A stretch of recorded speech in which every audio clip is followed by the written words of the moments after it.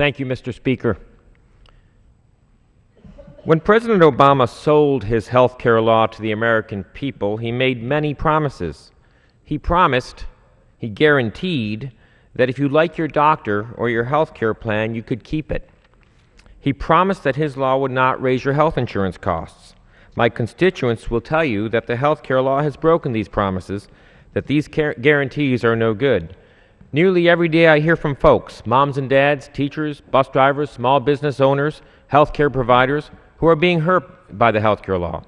A woman I met recently who had just started a new job, making $8.50 an hour, learned that her hours would be cut from 35 to 29. If you do the math, that's about $50 a week, $200 a month, $2,500 a year.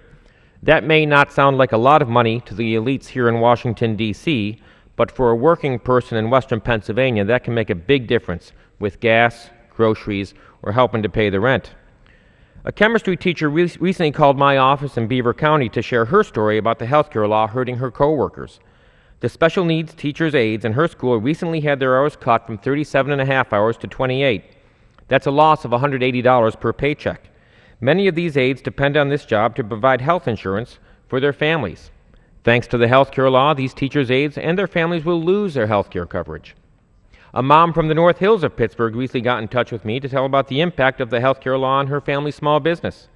Kathy and her husband recently learned that their health care plan will be discontinued December 31st.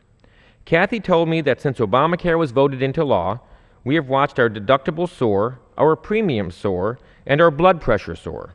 Enough already.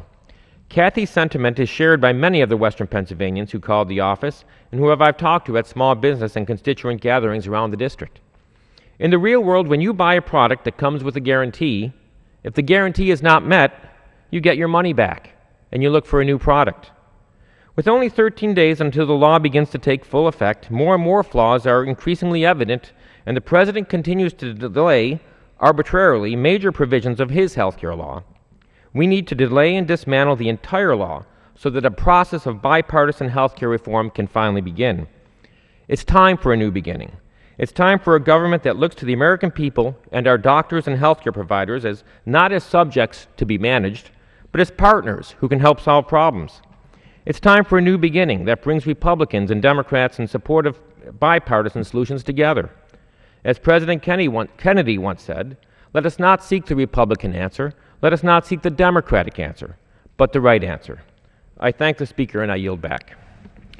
The gentleman yields back. The chair